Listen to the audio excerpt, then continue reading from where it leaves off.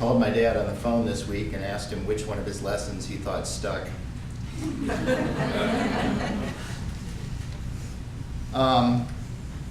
And I don't know if these are the best of things he tried to teach me, but here's 3 stories that I like remembering and I like telling.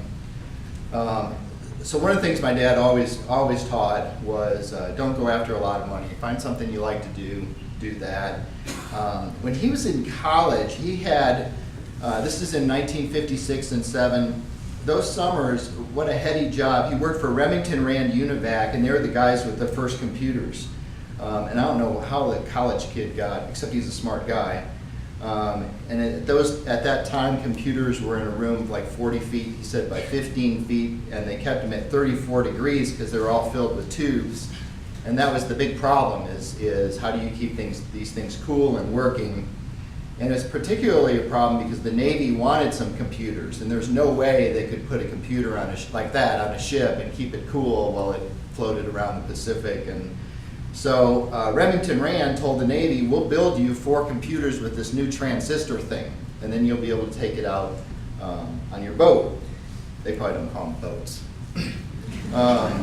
But in those days, if you're in the middle of the ocean and your computer breaks, you can't call customer support. So my dad's job was to play with this new computer and learn everything about it and write manuals for it. So in those summers, he wrote about 30 different operator maintenance manuals for these new computers that were going to go out on the ships.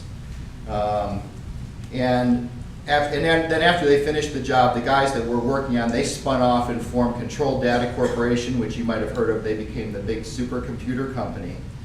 Well, 4 years later, my dad graduated. This is in '61. He graduated with his master's, and Controlled Data Corporation called him up and offered him a job, and they were going to pay him $33,000, which in today's money, that's $256,000. So right out of your master's degree, an offer for $256,000, and he thanked him. But he said, I really want to be a teacher. And so he accepted a position at a state college for $5,000.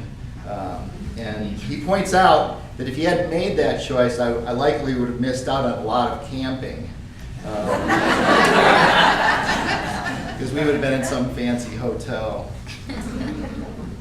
Many of you might be familiar with this Buddhist parable about the guy walking through the field, and he meets the tiger, and the tiger goes into that stalking sort of, and the man starts running, and he's running away from the tiger, and he's stuck at the top of a cliff, and then he sees there's a vine, so he climbs down on the vine, he's hanging on the vine.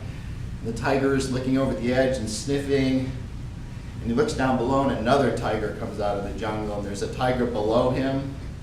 And about that time, a couple mice come out, a black one and a white one, and they start nibbling on the vine and gnawing the vine away.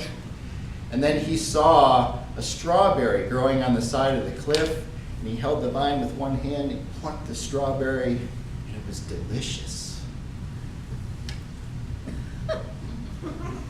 I grew up in Genesee River Valley, and sometime around Father's Day each year, the sweet peas ripen, and you can buy them from farm stands on the side of the road. They come in a brown bag just like this. I don't know if they still do or not. And you buy them in a brown bag, and then we would ride down the road and just pull out peas. And these days you can just eat these things, but in those days the shells were kind of hard. You had to peel them open and then pluck out, and I don't think I can do this here.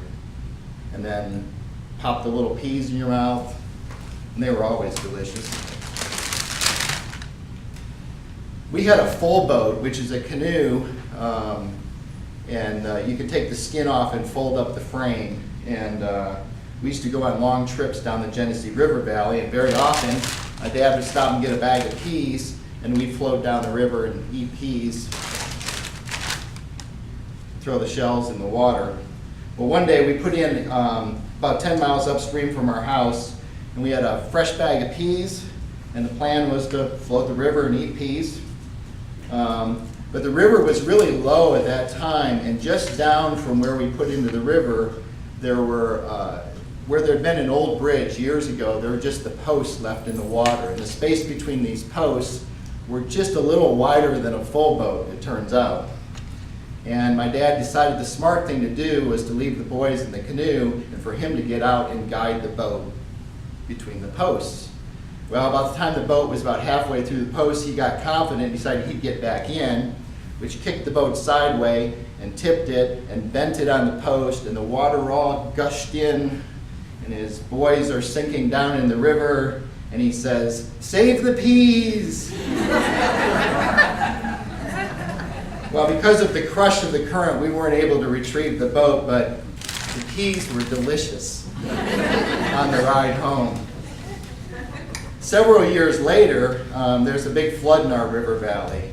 And we lived in the bottom of the valley, and our whole family, we stood out on the edge of the river, went across the street, stood on the edge of the river, and watched these big trees floating by, mobile homes floating by. I mean, this is a big flood. And word came that downtown Wellsville was flooded, and then we heard that the county seat Belmont had flooded. So last week when my dad's telling me the story, he laughed because he said for some reason they failed to realize the pattern that was happening here, that the crest was moving downstream until the evacuation order came. And so the evacuation order comes, and so they drove they drove us up to the top of the valley and left us at a friend's house who lived on high ground, and then he and my mom went back to the house. Well, they had about 30 minutes. And he said he knew that the smart people were taking their stuff out of their first floor and putting it up on the second floor, but the way the stairs were in that house and 30 minutes, and he just said he just thought it was going to be a wasted effort.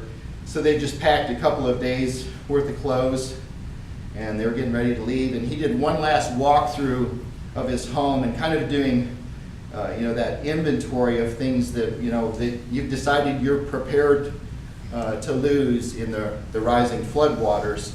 And then as he's walking through the house, he noticed sitting on the kitchen table a brown bag full of peas, and they were delicious.